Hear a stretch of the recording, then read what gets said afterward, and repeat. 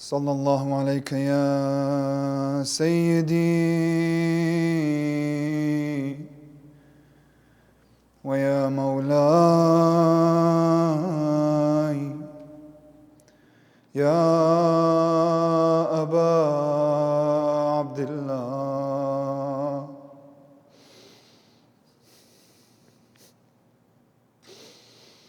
صلى الله عليك يا سيدي يا ابن رسول الله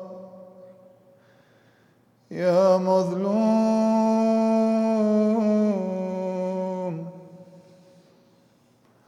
يا غريب كربلاء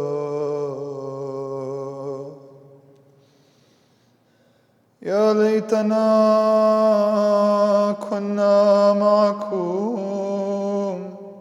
سيدي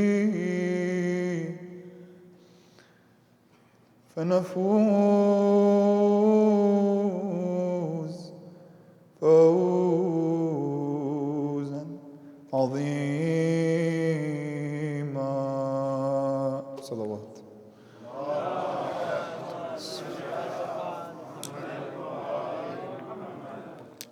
أعوذ بالله من الشيطان الرجيم.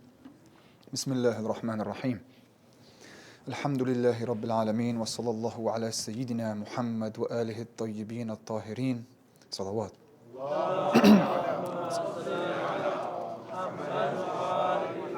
اللهم اخرجنا من ظلمات الوهم وأكرمنا بنور الفهم. اللهم افتح علينا أبواب رحمتك وانشر علينا من خزائن علومك يا أرحم الراحمين. اللهم علمنا ما ينفعنا وانفعنا بما علمتنا وزدنا علما. My brothers, my sisters, assalamu alaikum wa rahmatullahi wa barakatuh. Before we begin, I just received news before the lecture. A good brother in the Toronto community is in critical condition in the hospital, Brother Abbas Naqvi. May we please recite a Fatiha for his shifa, inshallah, after salawat ala Muhammad wa ali Muhammad.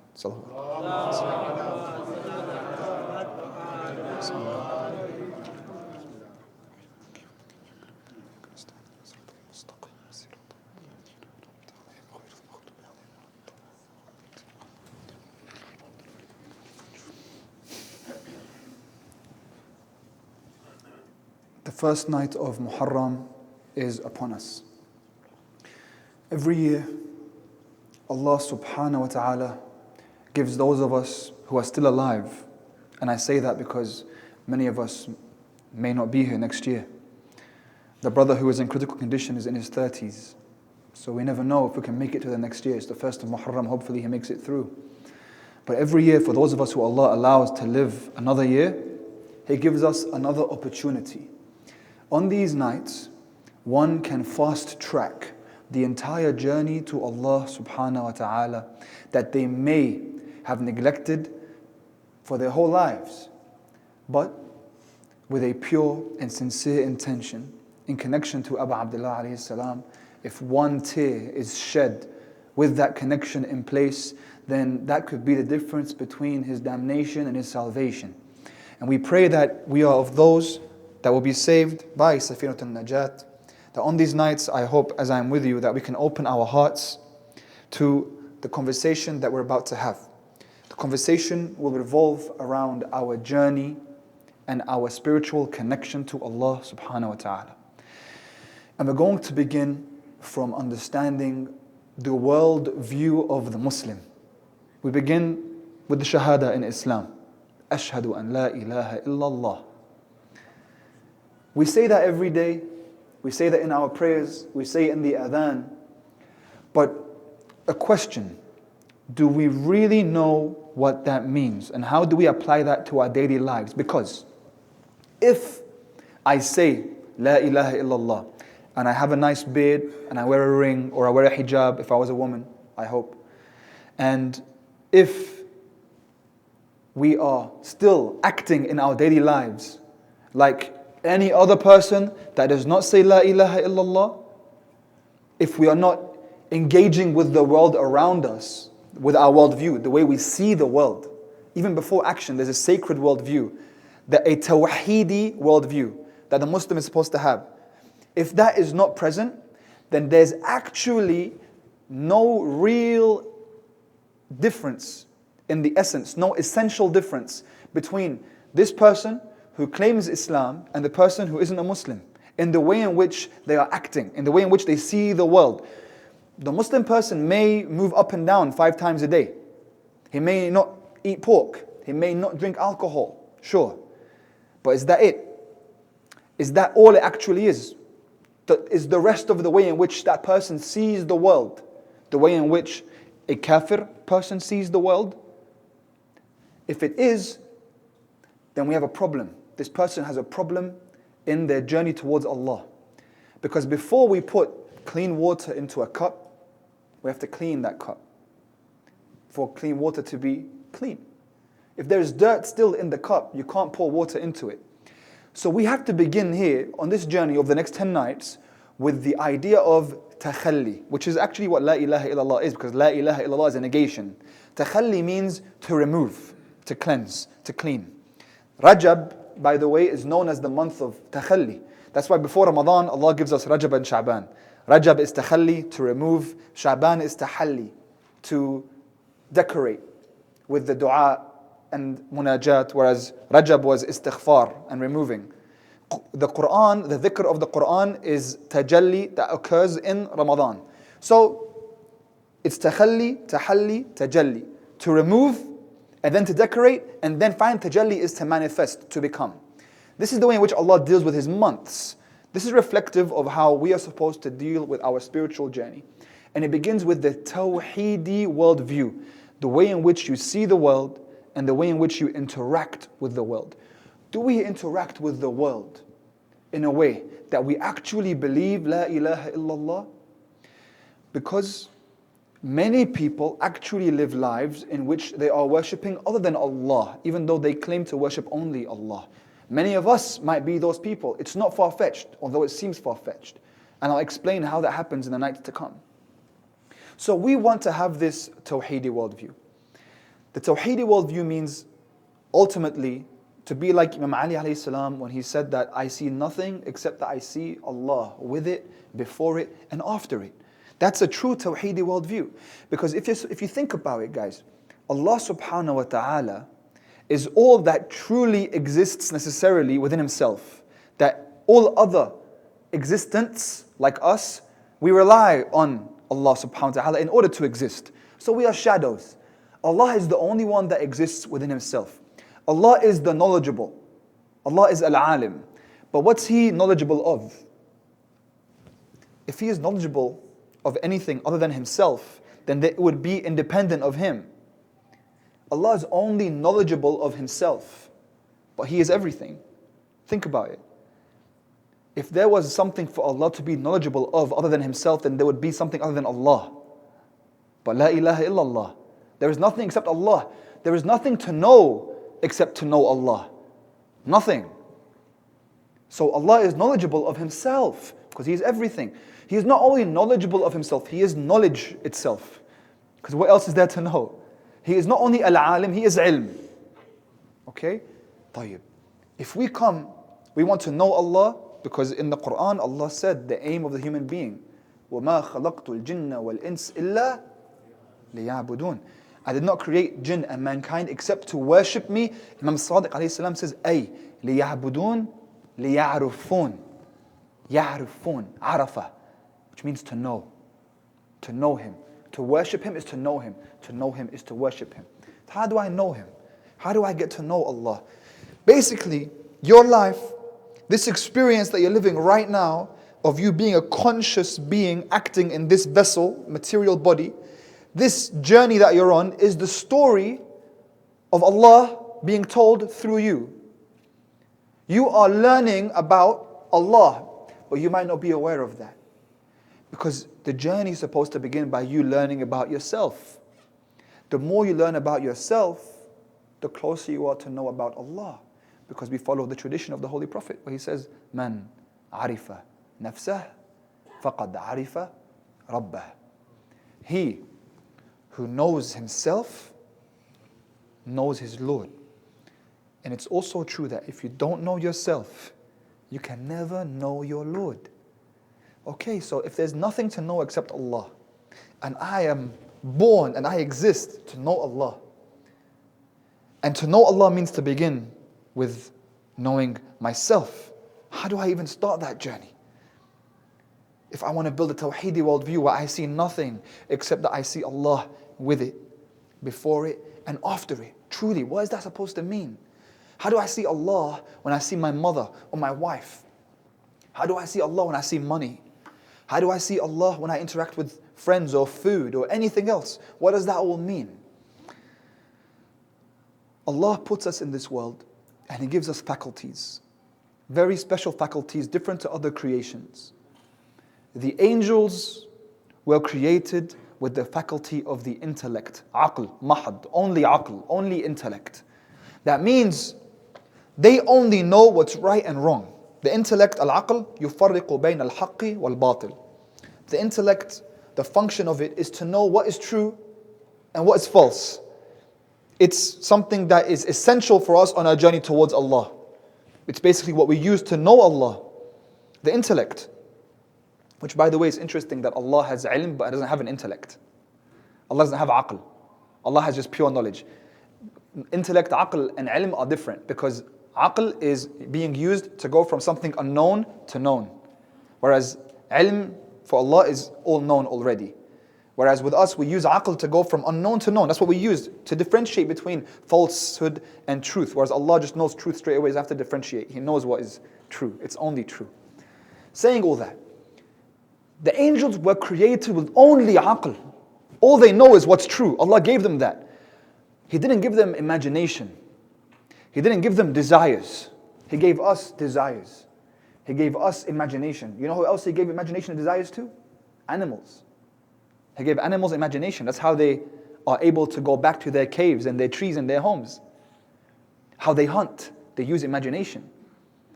He also gave animals desires. All the animal wants to do is eat, mate, and sleep.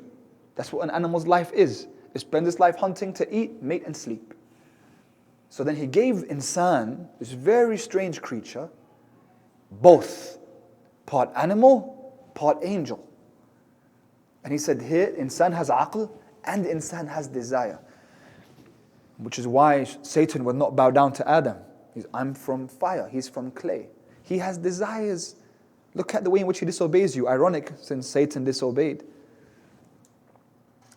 But the Imam says that the insan, because of this special situation that he's in, has the ability and potential to be greater than an angel or to be lower than an animal.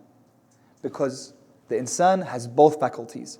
If the desire overcomes the intellect, then the insan is below an animal. The animal didn't have an intellect. It didn't know what was right and what was wrong. It doesn't have a moral compass in that way. We do. So if our desires overtake us, which by the way, right now the world's built upon desires, do what you want. Do what you want whenever you want.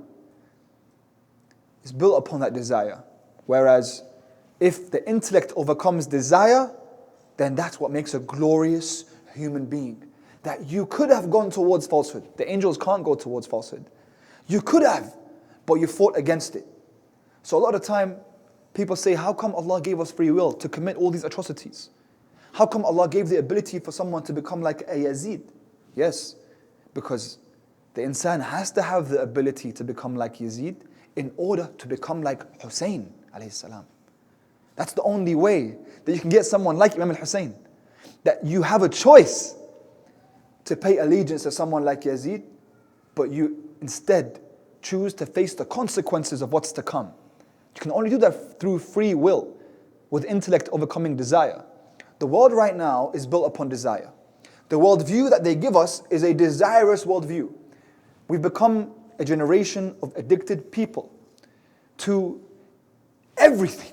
We're slaves to everything, and it's funny because the only reason a lot of people don't want to come towards religion is because they say, I don't want to be a slave.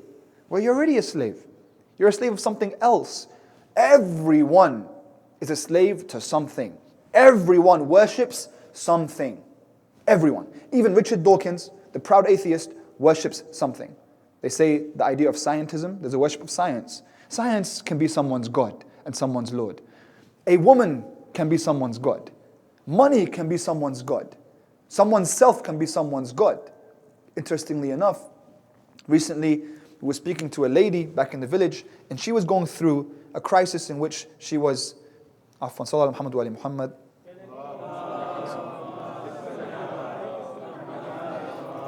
If the brothers can come forward as much as we can so that we can help the brothers at the back come forward.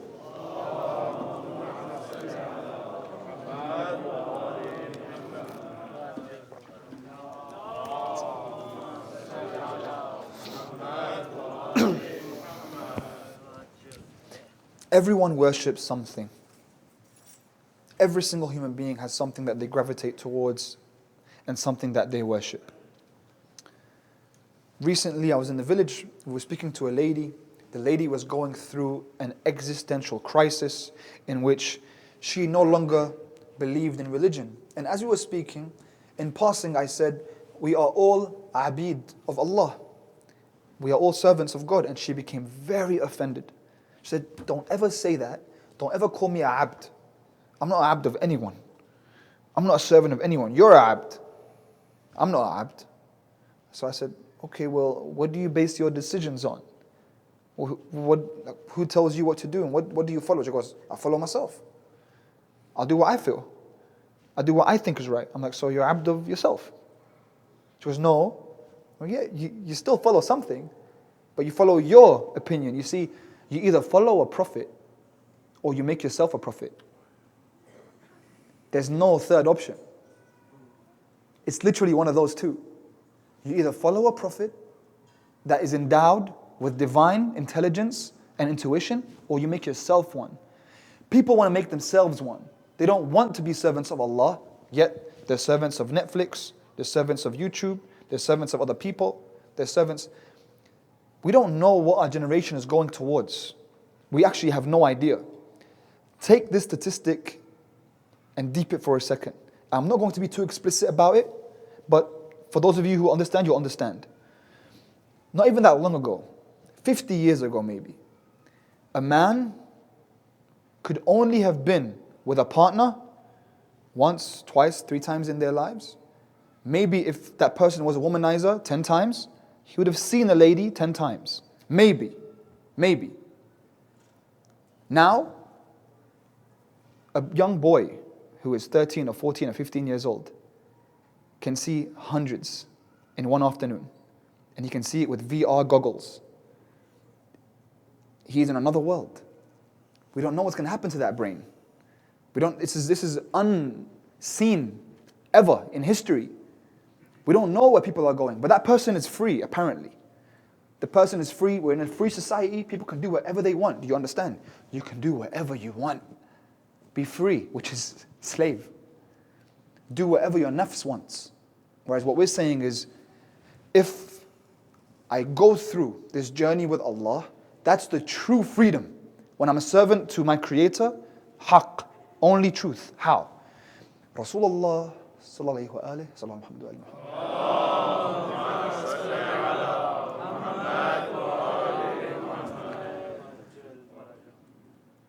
Rasulullah was once greeting warriors who came back from a great war, a great battle. And imagine, they just went through this great battle, they lost people in the battle, their swords were bloodied, they were bruised, they must have been there for weeks fighting, finally they were victorious, they come back to Medina, right? Imagine, in our lives, many of us here have not gone to war. That would probably be a huge event in our lives if we go to war, and it would change a person. They come back from war. They come back from a bloody war. And Rasulullah says, congratulations to those who have returned from the minor jihad, the small war, the minor battle, the small battle. And they look at each other and they think, this was a small battle? Yo, this was not a small battle, we had a hard time. What's the major battle? So they said, Ya Rasulullah, what is the major jihad? He said, Jihadul Akbar huwa jihadul nafs. The greater jihad is the jihad against the soul. He said the nafs in between your two sides. Imam Khomeini explains this hadith. He says that in the human being's life, you are always in between two camps at all times. And both of these camps are always trying to pull you towards them. At all times, you are in the middle. And here you have the camp of Junud al-Shaytan, the soldiers of Satan. They're all there. They're demons. They can be supernatural beings. Sometimes they're beings in dunya. Sometimes they're people in your lives. Sometimes they're your relatives. Sometimes they're your people at work. Sometimes they manifest into things that you're addicted to. Junud al-Shaytan, always trying to pull you away. Always. At all times. From the moment you wake to the moment you sleep, they're active. Here you have Junud al-Rahman, the soldiers of the Merciful One. Junud al-Rahman are angels. Again, they can also be people that pull you towards Ahlul Bayt, people that pull you towards the Quran. These two camps are always fighting over your soul. This is basically the scene of Jihadun Nafs. This is occurring on a higher plane in reality. It's happening. Which is why the insan can never let his foot off the gas in the major battle, because as soon as he does, that's why it's the major battle. The soldiers of Satan attack.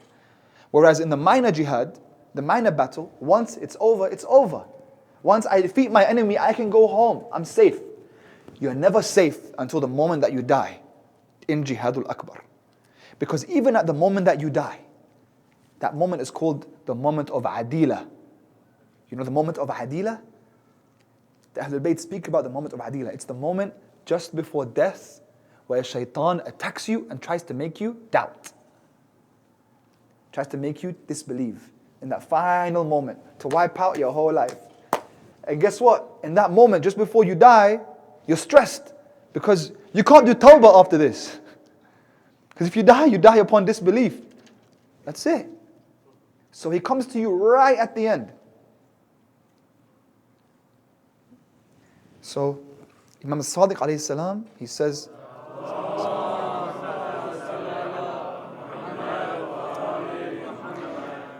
that the one who actually protects the believer in the moment of Adila is Malik al-Maut himself. The angel of death does not allow shaitan to come near the true believer who has built himself up for that moment. That's why we have a dua called Dua al-Adila. Dua al-Adila is one where you remind the person who is dying what's haqq. So you recite with him. He recites that the names of the Prophet and the names of the Imams, they're all haqq. Wal sirat haqq, wal maut haqq, wal jannah haqq, wal nar haqq. That he says, I believe in sirat, I believe in heaven, I believe in hell. He's reciting it so that he can fight off Satan in the final moments, because he will come. So Junud al-Shaytan are always waiting for you. Always waiting for you to slip up. طيب. This is known as Jihadun Nafs. Nafs. I. And we said, the great hadith of the Prophet when he says, Man arifa nafsah, faqad arifa rabbah. See, now we're starting to approach a tawhidi worldview, where I am a servant to Allah, which means I'm free. Whereas everyone else around me who's not a servant to Allah is a servant to their desires or whatever else they're a servant of, but everyone's a servant to something. I'm just being a servant of my Creator, of everything really. Everything relies on Him to even exist, so I'm proudly a servant of Allah. Al-Haq, Al-Wahid, Al-Ahad, Al-Qahar. Now this is a tawhidi worldview, and in order to understand my mission in life, I need to understand myself. Man arifa nafsah, faqad arifa rabbah. So we are now prioritizing knowing ourselves. If you don't have a moment of introspection in your day, there's a big problem. Because you might start slipping, forgetting about who you are, what you are. As the Imam says, Imam Ali alayhi salam, he says, salam.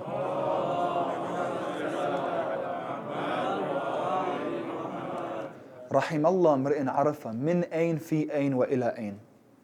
May Allah have mercy on the one who knows from where they came, where they are, and where they're going. That is to know oneself. So we want to know ourselves. And Rasulullah told us that the main jihad we have is with the self. طيب, what part of the self? Where do we begin? Great. Now we're upon the tawhidi worldview. We know there's jihadul akbar with the self. And we know that I need to know myself, to know Allah. طيب, what do I need to know? Remember we said we need to cleanse first. In order to cleanse, takhalli, we begin here. We look at what the Imams told us to cleanse from.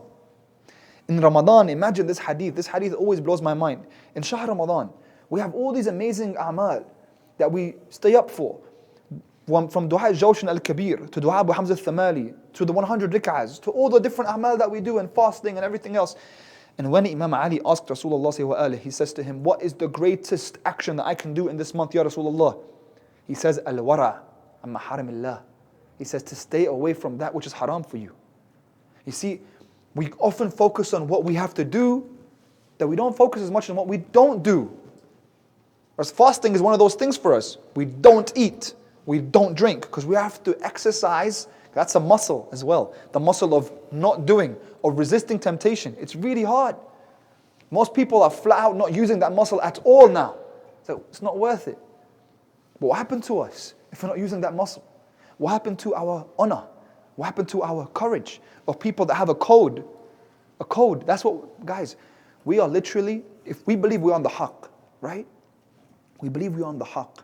We believe Allah and Ahlul Bayt to be haqq. We believe Imam Mahdi is returning. Sharif.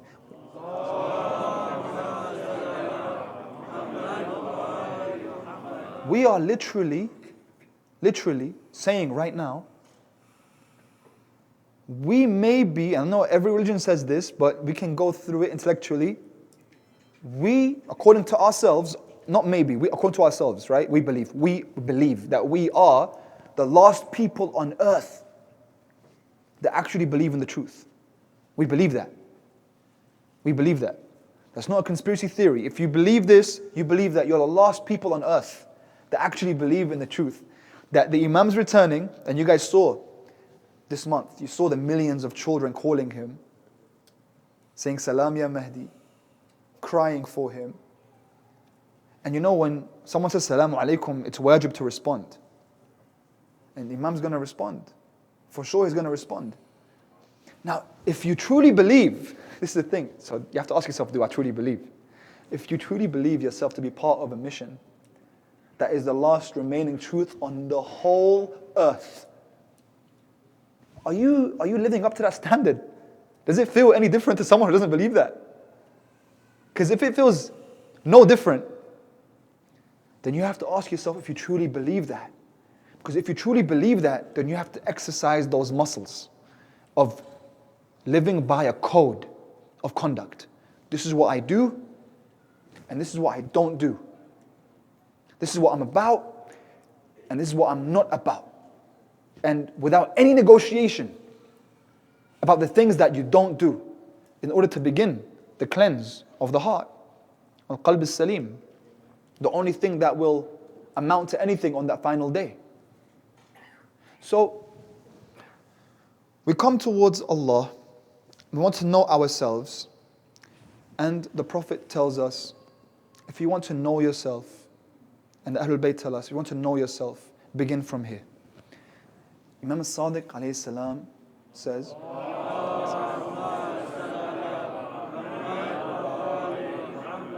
إن الله بقسطه وعدله جعل الراحة باليقين والرضا وجعل الحزن بالشك. He said that Allah subhanahu wa ta'ala, in His great justice and wisdom, He created rest, feeling at peace. He created that when you have certainty. When you have certainty and contentment, then you are at peace. But Allah also created sadness and sorrow when you are in doubt. It's the doubt that puts you in a state of anxiety. It's the doubt that begins to break you. That doubt comes in many forms and sizes. It manifests into diseases of the heart. These diseases are what we want to cleanse in the beginning before we begin. So how do we doubt? We doubt in forms that we might not be aware of. This is why I was telling you guys, think about how you live your life if it's different to other people. Because do you really believe in the akhirah? So do you really believe that you are upon the truth? 100%. Because if you do, then you're one of the fine people on earth that do that. Do you believe in the akhirah? For real? For real, for real? Like the way you believe in tomorrow morning, you have breakfast tomorrow morning, it's Saturday tomorrow, we're excited, take a day off. Or Sunday. Right? I believe, so I'm waiting for my day off. Do you feel like that about Jannah? Is it real? Because if it isn't, then that might manifest into a disease. How? Think of someone who is 60 years old.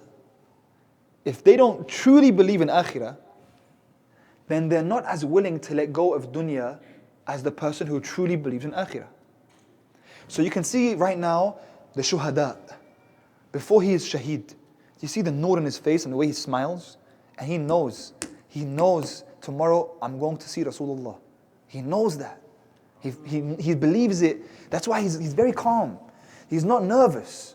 There is certainty. There is no doubt. But then if there's doubt, there's fear and anxiety. Whereas the person who is 60 years old, let's say they have 10, 20 more years on earth. If I only have 20 more years on earth, and I know that this is all I have, then why should I give away from that which I have? If I believe in akhirah though, I know whatever I give away, I'm going to receive tenfold. So I can give. If I give $1, I know I'm going to get so much of that back. But for the person who does not believe in the akhirah, or has doubt, has a little bit of doubt, it creates a disease of stinginess, of hurus, trying to just keep everything that you have, attachment. You're very attached. That's a disease of the heart. You don't want to give away. You become stingy. Whether it's to charity, or with your knowledge, or with your network, or with anything else. You become someone who only wants to protect what's theirs. Because you believe that this is all there actually is. By the way, this person might be praying. This person might be living life saying they're a Muslim and everything. But the way in which they're living their lives, they might not realize they have this disease, which is really important for us to go through introspection.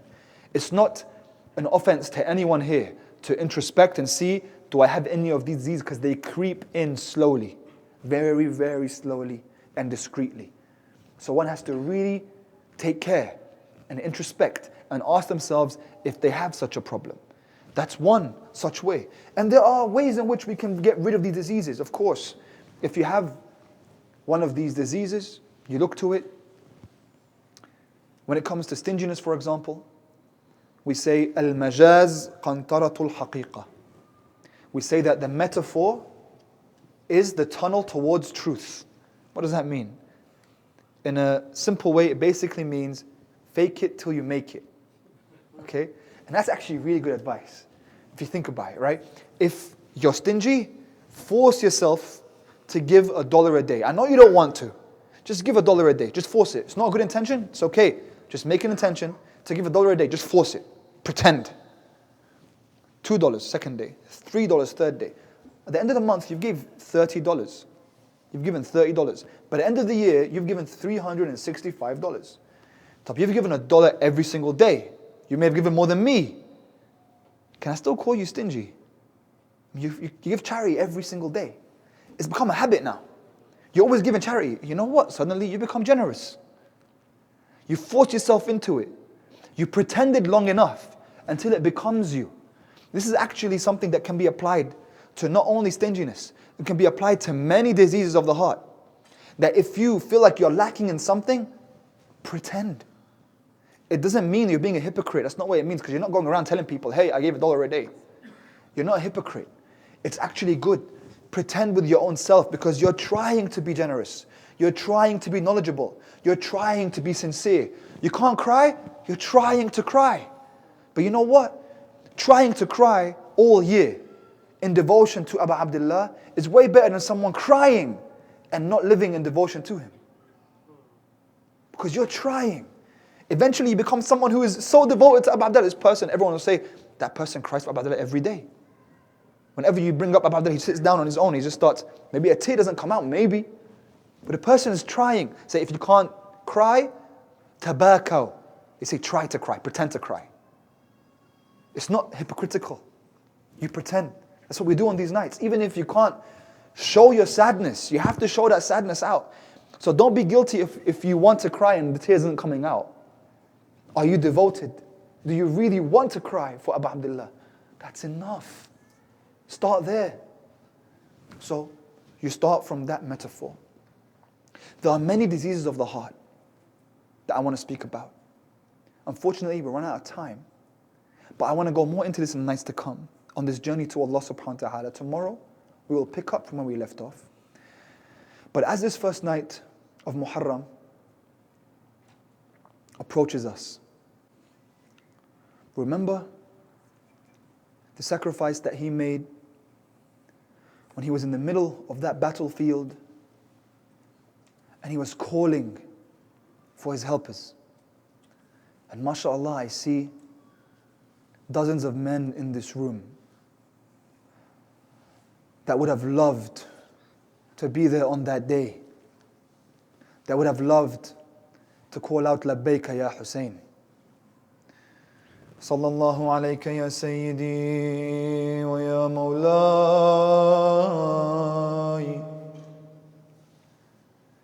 ya Rasulallah. Sallallahu alayka ya Sayyidi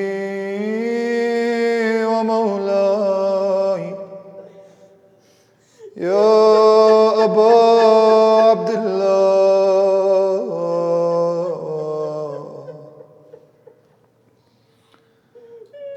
ya Mazlum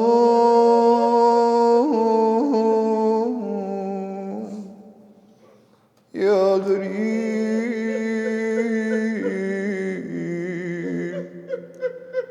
ya Atshan.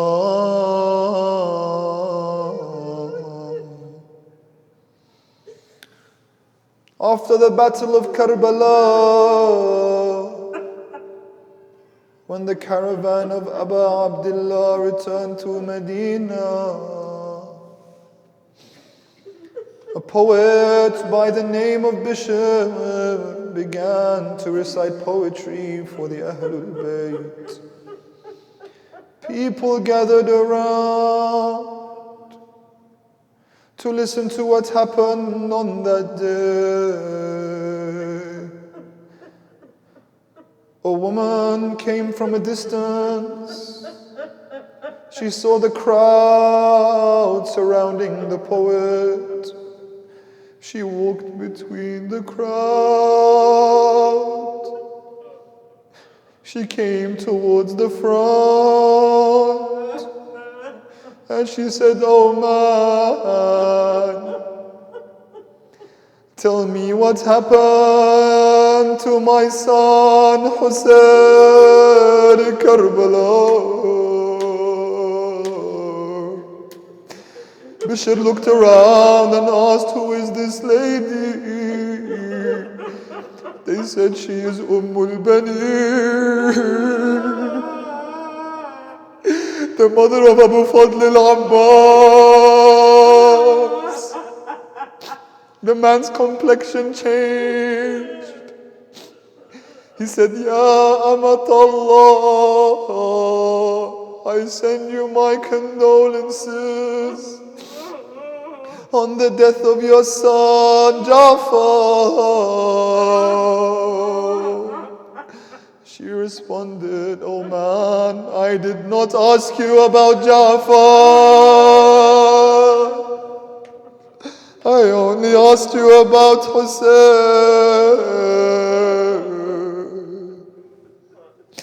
He said, "Ya Amatallah, I send you my condolences on the death of your son. Oh man, I did not ask you about I only asked you about Hussain." He said, Ya Amatallah, I send you my condolences on the martyrdom of your son Uthman. al-Banin replied once again, I did not ask you about my son Uthman. I only asked you about Hussain. She did not care about anyone else but Abu Abdullah. Even though her sons were slaughtered by the Euphrates defending Abu Abdullah. The sons of Ali standing together, blood for blood. But she only cared about the son of Fatima. Finally, Bishr said, Ya Amatallah,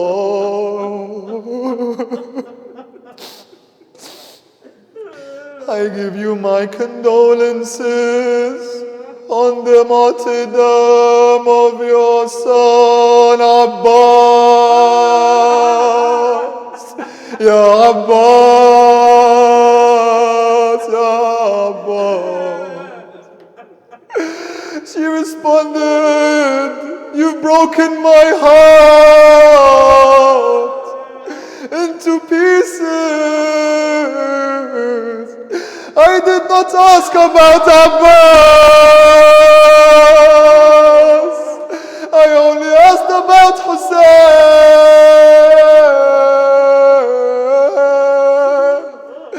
Ya Amat Allah, قتل الحسين بكربلا عطشانا. Abu Abdullah was killed by the river thirsty. His beard drenched in blood, without anyone besides him but the horses trampling upon his chest. Ya Madloom, Ya Gharib, Ya Atshan, Ya Mawla, Ya Mawla. Inna lillah wa inna ilayhi raji'un. ولعنة الله على الظالمين إلى يوم القيامة. صلوات.